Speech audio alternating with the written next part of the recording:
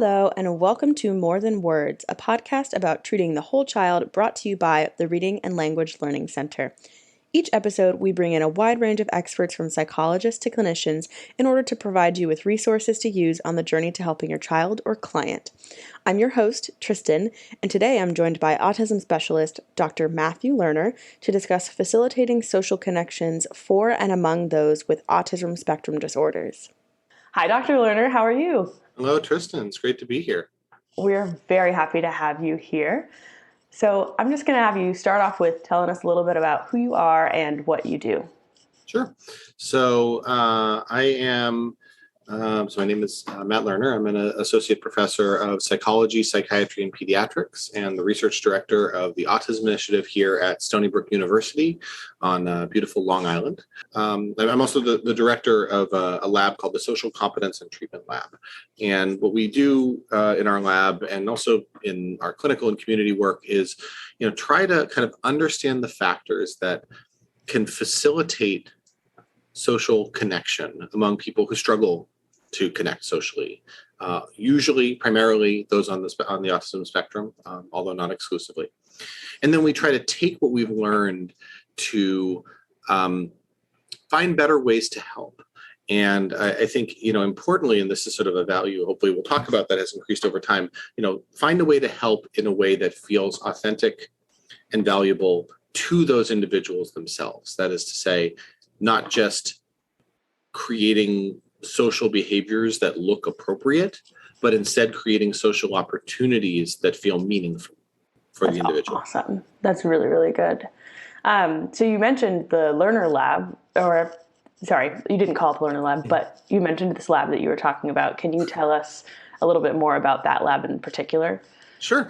Yeah. So some people do call it the Lerner Lab. Other people call it so it's the Social Competence Treatment Lab, which somebody sometimes calls Skittle. We are not, in fact, branded or sponsored by Skittles, but maybe after hearing this podcast, we will be. So we'll find out.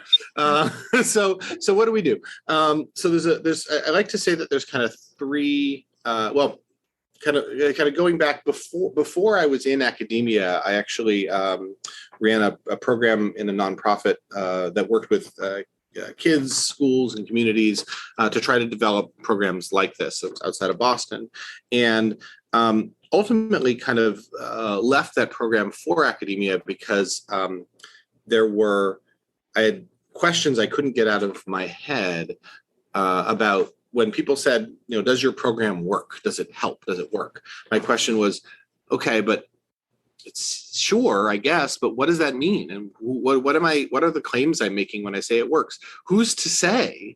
And is it something that we can communicate effectively to others? That's one. Two is, how do we make these things better? Right? There should be no point if one is an interventionist, if one is a teacher, if one is an advocate in the community, we should reach no point where we say, well, now we're done and we've got it. Right? Because people are too complex. There are always ways to make things better, make things more individualized, make things more efficient or effective or accessible. And I didn't know how to do any of those things. I just said, well, we have a thing, and how do we make it better? We don't know. And how do we make it more specific? We don't know. And then finally, how do we disseminate ethically?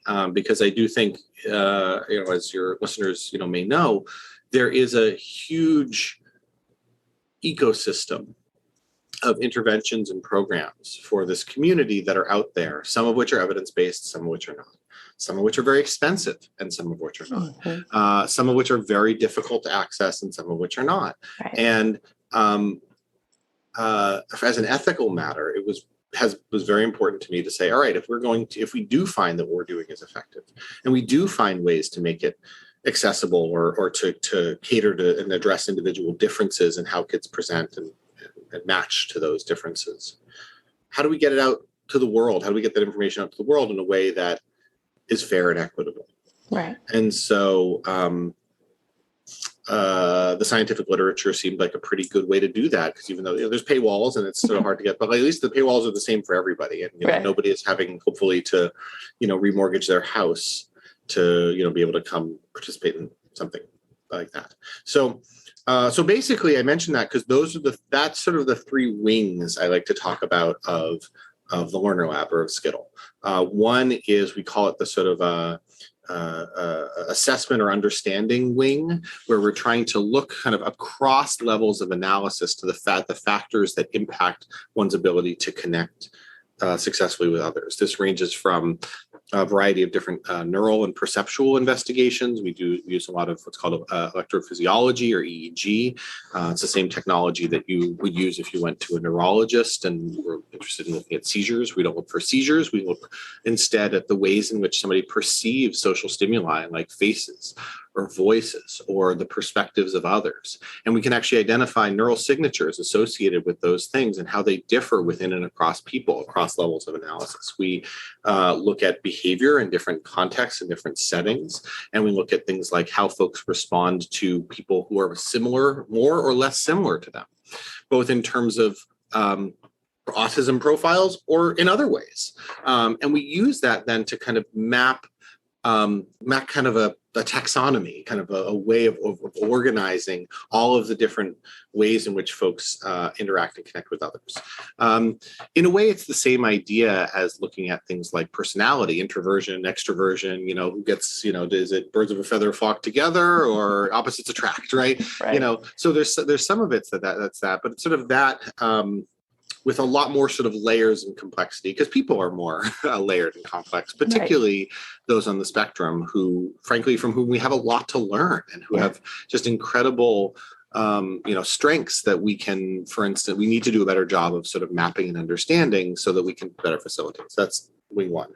Wing two is what we call the intervention wing, which is sort of about testing different kinds of interventions and approaches that can help, with a real focus again on approaches that are engaging and interesting and feel worthwhile. I like whenever we start any kind of new program or idea, we work really hard from the initial inception all the way through sort of execution with some of like our autistic friends and colleagues, for instance, to say, does this seem crazy? Does this seem valuable? Does this seem offensive? And then, how do we then try to respond to that? And then when we're implementing, we say, okay, is this something that, let's say even kids who maybe aren't thinking about it in as sophisticated as a way is, what does this represent the community? But to just personally say, I like coming here.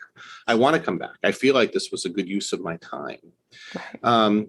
And then we use that to inform the interventions that we study, and then we study them rigorously. And we use randomized control trials and sort of the same methodologies that you would use in any research setting to understand both what works and also for whom it works and how to make it work better and more efficiently, with a focus again on things like disseminability, right? So is this something that can be, is this an intervention we've developed that seems great, but you need to be, a PhD with 10 years of experience in the field, and you need to, have all of these abilities to be able to implement it? Or is it something that can be implemented by,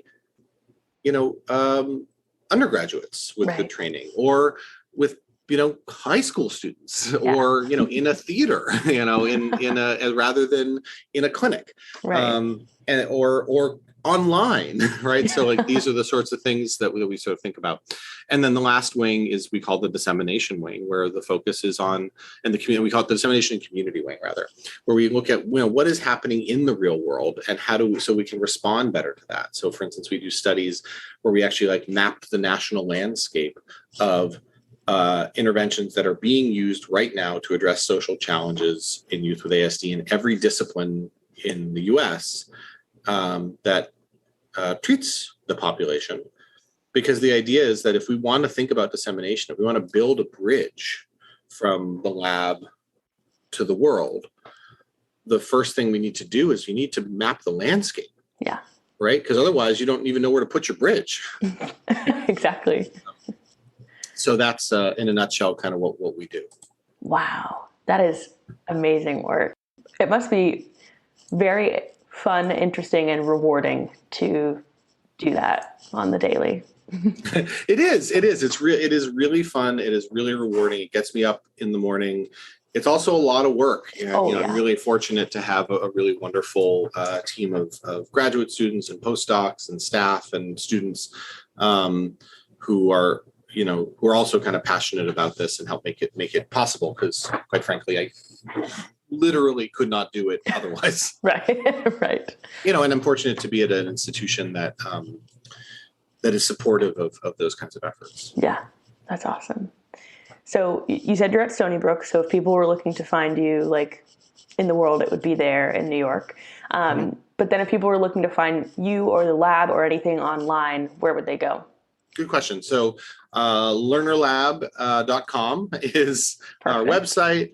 We also have, my students have taken care of this, but we do have a Facebook and Instagram and maybe Twitter. I don't know. But the page, I'm not sure. But they this is one of the benefits of working with bright, engaged students, is they say, you can't just have a website.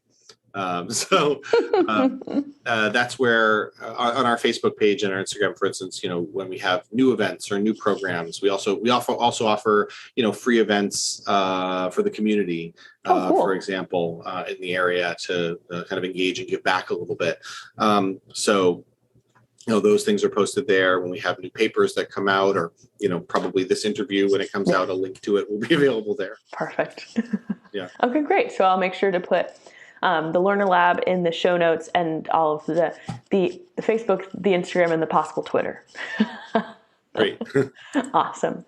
Well, if you are ready to jump into our main questions here, I am. Let's do it. Awesome. So what does it even mean? Let's get a good basis. What does it mean to facilitate social connections for and among those with ASDs, and why is that so important? Yeah, great question. So I'll actually start with the last part, which is, why is it important? I think it's really interesting that, in our current, perhaps prior to COVID, there was a tendency to say, look, there's lots of things we can focus on. We can, if we have, kids who are adults even who are struggling in a variety of ways. You can focus on their physical health and access. You can focus on mental health. You can focus on education. You can focus on athletics, and kind of social stuff. Often, I would say, would come later in that list, in people's lists, right? And I think the idea is that it's sort of a soft thing or a squishy thing or a hard to measure thing or an automatic thing. And I think in many ways people kind of take it for granted that it's something that everyone can just sort of do one way or another and is sort of secondary. But actually the research literature does not bear out that guess. Instead, the research literature suggests that as a societal matter, social connection, as a sort of access matter, social connection, the ability to say even make one friend as opposed to have none, is absolutely vital. It is the soil into which all of the other things that I just described sit. Academic success is predicated on this. We know now from large studies from places like the School of Education at UVA, actually, that capacity predates, permits the capacity for educational achievement throughout school. That mental health difficulties rise and fall on whether or not you have the buffer of social connection from others, the person to turn to. And this, of course, makes sense intuitively when I say it to people, but it doesn't always necessarily occur to folks. Even physical health. And it turns out that in terms of physical health, this gets to sort of even the deeper meaning. It turns out that it is vital for physical health. In fact, numerous studies have now shown, large population studies have shown that not having even one close social connection can be as negatively impactful, deleterious on a person's physical health and well-being and even mortality as smoking a pack a day, as drinking heavily, continuously for years, or as chronic obesity. So it turns out it's a health crisis if people are disconnected. And it turns out that going even deeper than that, research suggests that it is phylogenetically important. What do I mean by that? So phylogenetically important meaning we as a species are what's called a eusocial species, eusocial species. So eusocial species, the biologist E.O. Wilson is sort of credited mostly with popularizing this idea that there are certain species that act as a group more than they act as an individual. Think about ants or bees, right? You know, when you see a colony of ants, sure, you can find the individual, but they only really operate as a species when they're operating in a group. And that it is, in fact, unusual for ants to be alone. And usually they're not well adapted for it. And it turns out people are not really well adapted for it either. And so what we need is social connections. Actually, also at UVA, the psychologist Jim Cohn developed this idea of the social baseline theory, which essentially suggests this idea. And so it's vitally important for humans, full stop, to have these social connections. Now, when we're talking about those with autism, other populations too, but kind of characteristically those with autism, one of the core features is difficulties in the domains that can facilitate social connection, difficulties in the world of social communication. And these difficulties can manifest in a lot of ways, right? And you've had on your podcast others who talked about sort of understanding autism. So it could be difficulties in language, difficulties in reading nonverbal cues. It could be difficulties in things like tending to the perspectives of others or having an effective back and forth. And, you know, this is all the stuff that's in the DSM. But all of those things, the great Peter Hobson, another great thinker and scientist in the autism world, has sort of now said for almost 30 years, all of that adds up to matters and is sort of cohered by this idea of difficulties in the processes of action and reaction necessary for reciprocal, affectively charged interpersonal relationships. That is, these deep, meaningful interpersonal relationships that you can count on. In times of stress, in times of joy, in life, that lets you, as you move through your day, know that you're kind of not going to fall in the river and drown, right? Figuratively speaking, right? They're your raft. So what it means to facilitate social connections is to help build that raft and help folks find a way, a venue, a set of people, a community, or at least an individual that will allow for those connections to really to happen. And so that and I think that it's important to sort of articulate that. And whenever I talk about this, I like to articulate that as the goal. Yeah. Because I think we often kind of get our wires crossed around this sort of thing. We end up talking about social behavior as a goal, or eye contact or something as a goal. And those things for some people can be goals, but they only really matter, right? It doesn't really matter if I look at you in your eyes, right? If sort of at all, it only matters if it helps to facilitate that social connection and opportunity and helps to communicate meaning. Otherwise, it's just a behavior. And anyone can learn any behavior eventually. You just, so the question is what does it matter? And I think the last thing I would say is, especially, I started off this long-winded response by saying, before COVID, it was sort of, this whole idea was sort of, it was tough to intuit. I do think, and I'm starting to see, and I kind of hope that one of the things we're learning from this pandemic that has isolated us from one another for a long time is people are perhaps seeing and understanding better the value of social connection, that, the richness of opportunities that come from being able to pop by a friend's house and say hi, to see them in person, to give a hug, to share an experience live, not over Zoom, Right. is something people really feel the absence of. And so, what some autistic friends and colleagues of mine have often said is they're like, they said it's not the whole thing. It's certainly not the whole experience, but it's a window into why it can be hard for them, for this population. I had one young man I worked with who said, I've been social distancing my whole life. And he meant it sort of as a little bit of a joke, but it also was kind of true. And so, I hope that this period gives us a little bit of an opportunity to think about having a little bit more empathy for and kind of meeting where they are, some of the folks on the spectrum that we see. Yeah.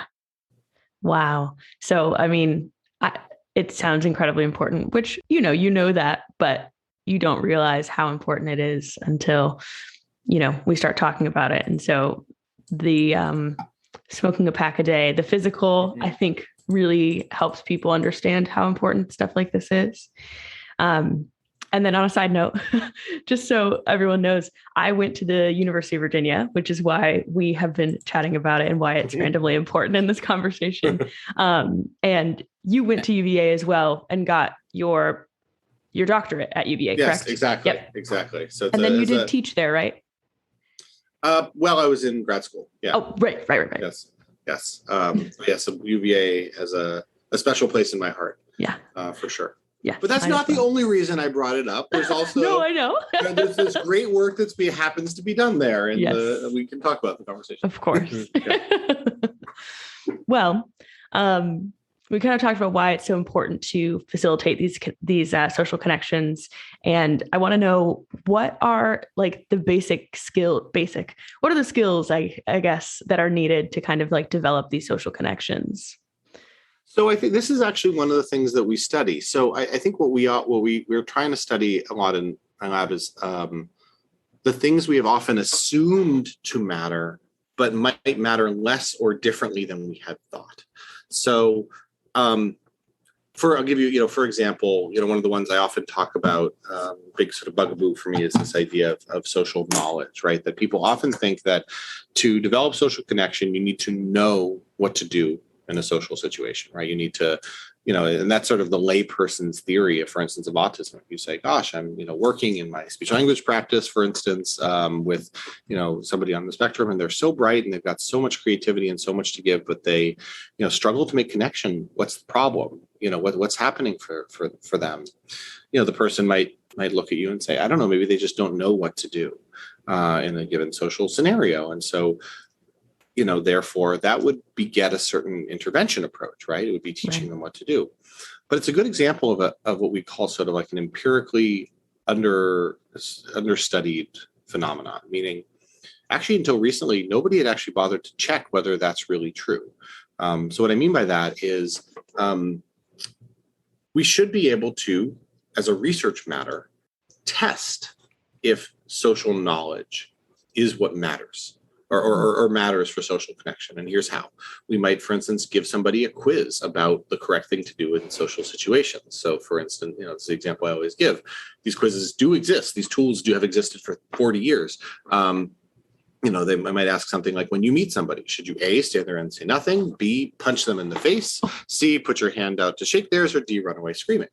And, we see what their just straight up answer is to that question. Do they answer B? Do they answer C? Right? Do they answer D? And then what we should do is we should be able to then compare those who on the spectrum to those not on the spectrum. And if indeed social knowledge really was the thing that mattered, or a thing that mattered a lot, we should see on average folks on the spectrum answering the correct answers to those questions less frequently. Right. And those who do answer the questions more should also be observed to engage either by their parents or by blinded observers or by teachers in more social interaction. That is, knowing it should relate to doing it. Right. And what we find now, after multiple studies of hundreds of kids on the spectrum, some done at UVA, actually, some of that research, and then some done here at Stony Brook and other places around the world, is over and over again, we keep finding that the answer seems to be no, that actually kids on the spectrum don't, on average, seem to have poorer social knowledge than their peers.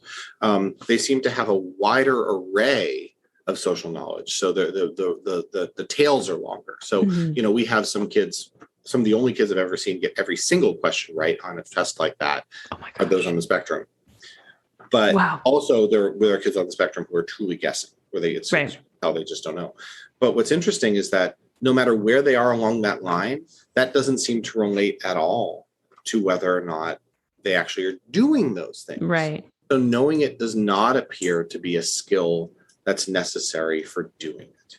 Yeah. And so given that fact, this begets some really interesting questions, other questions that kind of relate to what you're asking, Tristan. So, there's this idea, for instance, of like social motivation that's very sort of hot in the autism research world now.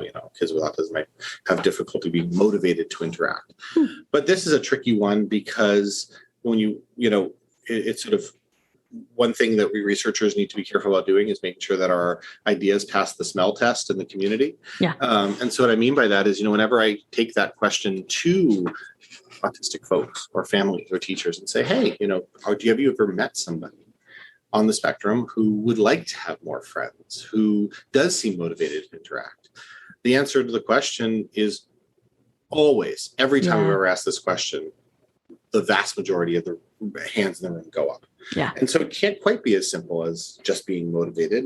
And so again, these things, I want to be clear, aren't just academic distinctions because they're meaningful for intervention. If the problem was knowledge, then we should teach people rules for interaction. We should basically have a class. But if the problem is not knowledge, we probably shouldn't have a class. We probably shouldn't, in fact, run our social skills interventions around telling people the steps to interact, because it doesn't seem to, it shouldn't, the data suggests it shouldn't make that much of a difference for whether or not they, again, not for the social behavior. They might know what to do. They may be able to engage in some of those behaviors, but the question, but for that ultimate thing we were talking about, reciprocal affectively charged interpersonal relationships, it wouldn't change that. Right. And in fact, that's what we kind of find a lot. We also see, for example, in terms of social motivation, that there is some evidence of difference in some levels of analysis, for instance, but it doesn't seem to be. It's a little more complicated than that. So there are actually plenty of kids on the spectrum, for instance, who are highly motivated. In fact, they're so motivated, they miss the cues that they are looking for, right? They're like a bull in a china shop socially. Like, I want to tell you all about this thing that I'm really, really interested in. And they miss all of the subtle information that they would need to attend to, to know to sort of calibrate their responses. Yeah. And so, some of the skills that we have started to identify as maybe being helpful. The shortest possible answer to your question is we don't know yet what all the skills are, and that's why we're studying it. Yeah. But some of the ones that we have come to identify are, one, the ability to sort of quickly catch social information when it comes people's way. And this is something we actually measure using that electrophysiology. We can actually tell on the order of milliseconds, much faster than your eyes blink, for instance. The difference is in how quickly, when somebody sees a face, their brain goes, oh, that's a face. I should do face things to this. Like I should try to figure out who it is, or if they're friendly, or if they're interested in me, or if they're looking at me, or if they're angry, or if they're my mom, right? Like all of those are things that your brain does in a predictable sequence. Yeah. But that first step, it looks like is probably has some kind of gating function. It's like, if you can get through the gate quick enough, the rest of the process seems to actually go better and more successfully. But if you kind of don't get out of the gate quickly enough, then that makes it much more difficult to keep up in those interactions. So that is a skill that seems to be important. and importantly, a skill on which we actually do have some data that we can intervene and help. Yeah. Another is actually social creativity, or the ability to come up with sort of novel, flexible solutions to social scenarios. So rather, it's sort of the opposite of knowledge, or sort of perpendicular to knowledge in a way. So, if I said, again, what do you do when you want to make new friends or whatever, right? How do you initiate? The correct knowledge answers involve things like saying, I would go over and shake their hand, not punch in the face, right? Go over and shake their hand. I would say hello and introduce myself. But that's actually a very, very poor, those are very poor answers when it comes to create social creativity. Instead, in the social creativity domain, we might look at things like we might say, come up with ideas that other people haven't thought of. And we sort of see not if they're good ideas, not if they're effective ideas, but are they novel, generative ideas? And so, for instance, we had somebody, say they would call forth aliens to mind control the children to play with them, or, they would pay off another child to pretend that they were hurt so that they could then go over and help that child, and so that the other kids could see that they were nice. These are, it's really sweet. These are also real answers that kids have given. And what we find actually is that those answers, kids who give those answers, first of all, we don't ever see them going off with their wad of money in their pocket paying off kids. So it's not that they're going to do those things, but they are coming up with creative solutions to social problems. And that seems to play out in terms of actually relating in some cases to productive social connections in the world, which in a way kind of makes sense because the real world isn't that predictable. Right? No. It's not really based on rules, especially with kids. We grown-ups, we're boring. We're very predictable. But kids are not. And so if you're able to come up with, in a controlled setting, some creative solutions to social situations, then maybe that means that you can also come up with creative solutions in real world situations when they arise. Yeah. So those are some of the kinds of skills that we're starting to notice. Interestingly, we're also starting to map out some of the features that relate to not just social connection in general, but particularly social connection among autistic groups. Okay. So meaning friendships within the autism community. Because I think traditionally we've often focused on how do we teach kids on the spectrum to make friends with kids not on the spectrum. Right. And they might want to do that, but also they might not. And I don't think, and I certainly don't, and I think it's actually it's hugely problematic actually to suggest that by virtue of having autism, somebody is not a good potential match or friend for somebody. Right. In fact, it's pretty counterproductive. Yeah. So we've started to look at that and say when we have groups of kids on the spectrum who come together and do successfully make friends, what factors help them? Yeah. So that we can actually create supports that are maybe different or unique. And we do find some. So for instance, some of them are kind of the opposite of what we see with typically developing kids. So rather than just one sort of bite-sized example from one study, my former student, Jessica Ranieri, found that eye contact, for instance, right? That's something we often say, we want to support more eye contact. Yeah. We actually find that kids who make less eye contact in a diagnostic test of autism tend to be more effective at making quickly and successfully and sustainably making friends among other kids on the spectrum. Oh my God. Again, this creates some real ethical conundrum because if we're going around teaching eye contact as a behavior, maybe it is giving some kids a shot at making friends with neurotypical kids. Right. But what is it doing to their opportunities to make friends with other kids on the spectrum? Right. It might actually be impeding it. Yeah. That is so interesting because I think that is something that a lot of neurotypical people think is so important to conversations. Like sometimes people think they're like offended when you don't make eye contact with them in a conversation. But you're right. Like that's kind of like just a rule, right? But if you're having meaningful connections in other ways, who cares?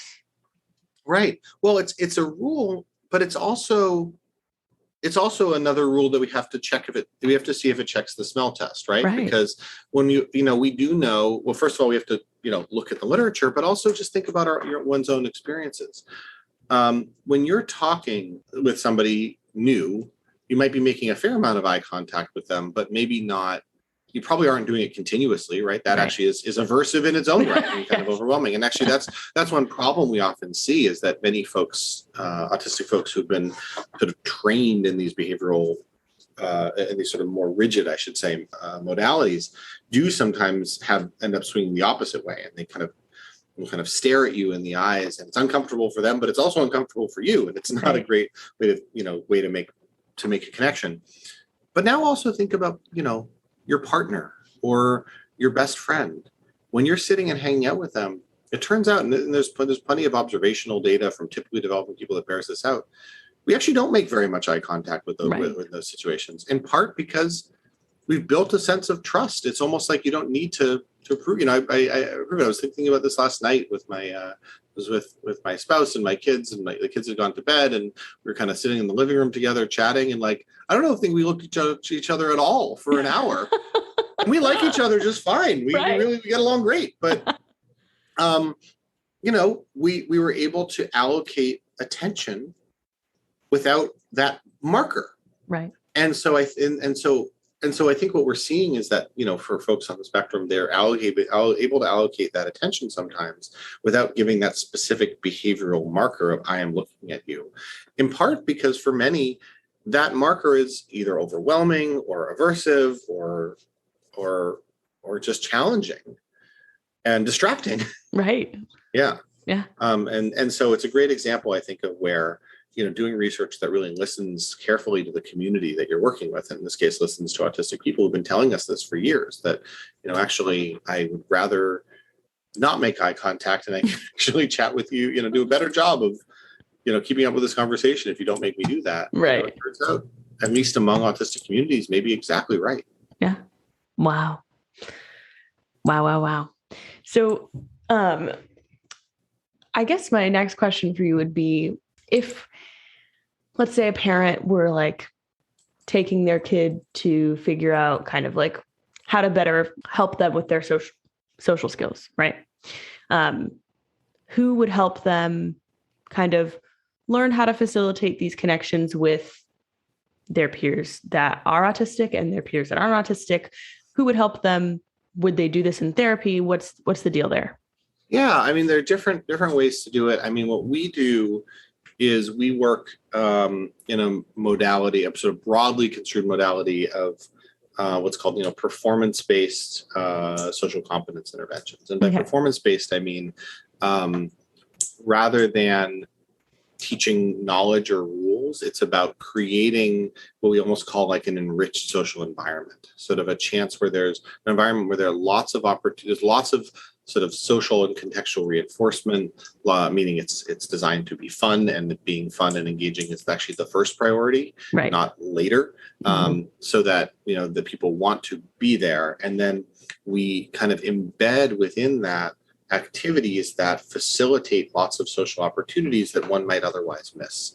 And then we do that kind of a lot. And so the notion is that by having this sort of rarefied air, this kind of enriched social environment, folks who otherwise might miss opportunities for social connection might have them. But then importantly, when they happen, we sort of find ways to facilitate and kind of keep them going.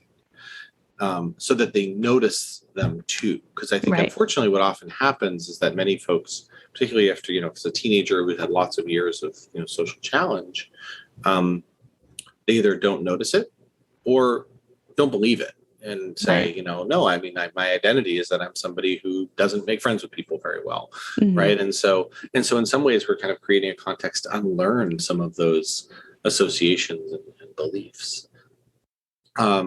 And so by doing these things kind of together in this sort of so-called performance-based environment, we think about this almost like, rather than sort of teaching building a skill. It's more like flexing a muscle. Right. It's like they have this sort of maybe, underdeveloped, social muscle in their brain for social connection. One that, as I've said already, is almost certainly there because it's phylogenetically there as humans. And then we think about almost like isometrics. We're kind of targeting it over and over again, and then helping them to sort of identify when they're successfully using it. And again, I think the key to doing that is it's done on their terms. So we are not saying this is the right way to have a connection. We're finding ways that they do and reinforcing them when they do. That's awesome. So if, let's say, parents were trying to kind of facilitate this environment at home or in any other way, school, out in public, what advice would you give to them to kind of make this environment happen in their home lives? Yeah, it's I think starting with interests, with their interests, right? And saying, is there a way that, if you say, okay, my son is really interested in Mario Brothers, can I facilitate, a play, can I find someone else who's also interested in that? Right. And then, but importantly, it's not quite as simple as put together two kids who like Mario. Right. In part because, it's not that easy. In part also sometimes because that can actually clash because many kids, on the spectrum, especially who have kind of specialized interests, are a little protective about their specialized interests. And so, this is my thing. I don't want, I'm not interested in you and your love of this. Right. Some do, but others might say no, or they might have differences. I worked with somebody years ago, for instance, who, almost couldn't believe that anybody else was interested in Marvel characters, for instance. Right. Got really upset and really would go over and yell at other kids when he heard them talking about them because he thought they were picking on him. Oh. And so then I think the trick is building. It could be a game. We sometimes use principles derived actually from improvisation and improvisational theater, like an improv game, for instance, that we'll use. And again, it's not just play improv, but saying, okay, I've got two kids who like Marvel stuff. Let's do a bunch of Marvel related improv where it's very clear that like the rules are wide open, right? The general parameters are set, right? Here we are in this improv, in this game, and we're all being, Marvel heroes who can only hop on one foot, or who can only talk by using gibberish language until they solve some problem, and then. But those rules are clear but very wide open, and then the content they get to fill in however they want. And when we're doing these sorts of activities, one of the key principles is this idea of sort of yes and, right? Whatever you said, I didn't think that the Hulk could somehow suddenly turn purple and small and then join the California Raisins, but he just did. And so I guess we gotta run with that. Yeah. And so this is what I mean is all of a sudden that becomes this sort of there's this catalyst of a shared interest, a framework where the parameters of what's allowed and what isn't are clear. What's okay can kind of be a little bit broadened, and it's very clear that it's okay within the context of the game. And then that creates this fertile ground for those shared connections, even shared. Kids often in those settings will come up with shared jokes and humor, right? And again, shared jokes and humor in jokes are for one of the richest bases for friendship making in everybody. Yeah. So why not create opportunities for that for these kids too? Yeah, that's amazing. And I would say to thinking about some of your other questions, the same process, the same principle can be applied in a classroom, as well as at home. Very cool. That's exactly what I was going to ask you. What about teachers? So perfect. My last two questions, question mark, are just what advice would you give to people with ASDs to help them with their relationships with their friends, their family, colleagues, things like that. And then also to those without ASDs to help them work towards facilitating those relationships with their friends, colleagues, anyone they know. Yeah, I mean, I think in some ways the biggest priority is those without kind of first. And I think a key principle is to just keep in mind. I often like to think about and train about is this notion of conversational priority. That is to say, what are the things that we bring to the table, what we assume when we begin an interaction with somebody that are shared priorities. So here's what I mean. COVID is a point of information that is a shared priority, we assume, for all of us. So if I ran into you, Tristan, or I, saw you in person, we were chatting, and I was like, oh gosh, how are you doing? Are you still masking? Or are people, vaccinated, or is anybody upset about being, about vaccinating? Regardless of where you stand on any of those issues, pro or con, at least what we're talking about. Meaning we've all said it's a conversational priority. So when I begin it, and you can jump in and share that sense of priority and communication. And I think what ends up happening sometimes is, one of the wonderful, inspiring, interesting, exciting, and fun things about autistic friends and colleagues that I have is that they sometimes have very different conversational priorities. They just have different things that sort of are on the tip of their mind. It may be there because it's a special interest. It may just be because they have different priorities. Right. And so imagine starting a conversation with somebody and starting to say, this is, I was wanting to talk to you about COVID and how things are going. Is everyone safe? And I started that conversation, and or you started that conversation with me, and I looked at you and I said, "What's COVID? What are you talking about? It's not a word I've ever heard before." Right. You might find yourself feeling very frustrated, very confused, very flustered, and I think often we say we focus on the fact that typically developing folks sometimes feel that way when they begin an interaction about small talk. Let's say with somebody on the spectrum, and they don't want to have that interaction. They seem to miss it. But the other way is true too, and I think that's the lesson that I want people to keep in mind is that if somebody if your friend or family member on the spectrum comes over and says, "I want to talk to you about my Pokemon cards because I'm really excited about this new card that I got." It may feel trivial to you, but it's not trivial to them. Right. And that if you want to facilitate social connection and really build a relationship, listening to our autistic friends and colleagues, really listening to them and saying, this is the thing you're telling me matters. Let me understand why it matters. Let me meet you where you are. I think that's the most important thing we can do. And then as far as those, with ASD, I think maybe the biggest thing is to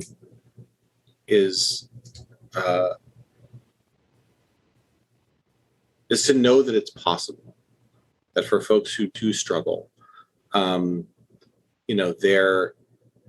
have worked with many thousands at this point of kids and teens, young adults on the spectrum who have, and many hundreds of them have come in saying, I just don't think the social world is for me, or friendships are for me, or social connection is for me.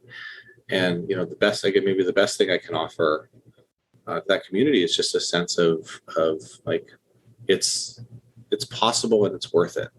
But it's also incumbent, but I'm saying that also knowing that it's incumbent upon us as those who don't identify on the spectrum to make that happen and to meet them there, to meet you there. And that it's possible doesn't mean it has to be more work for you. It means it's our job to get there. Right.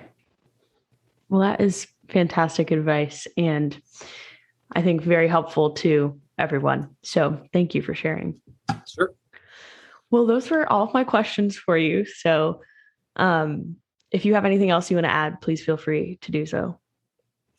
No, I mean, I think that's it. I guess what I would say is, certainly if people are interested in any of the work that we're doing, please feel free to reach out again to our website at lernerlab.com. There's the email address there and phone number. But we're always interested in listening and expanding what we're doing and we're understanding we're working with, the questions that we're asking. We want to do work that's meaningful to the community. So let us know, and we'll do our best. Perfect. And of course, I'll make sure, like I said, I'll make sure to put those links down there so people can, in the show notes, so people can find it. Perfect. But thank you so much for coming and chatting with us. This was absolutely fantastic. And I think a very interesting topic, and very helpful to families and just anyone who is interested in learning about, social connections. Cool. Yeah. Thank you, Tristan. Of course. All right. It was a pleasure to talk to you. It was a pleasure to talk to you as well. Thank you so much to the audience for listening. Make sure to subscribe so you know when our new episodes come out. And don't forget to leave us a little rating and review, as it helps other folks find the podcast. Thank you so much again, and we'll see you next time.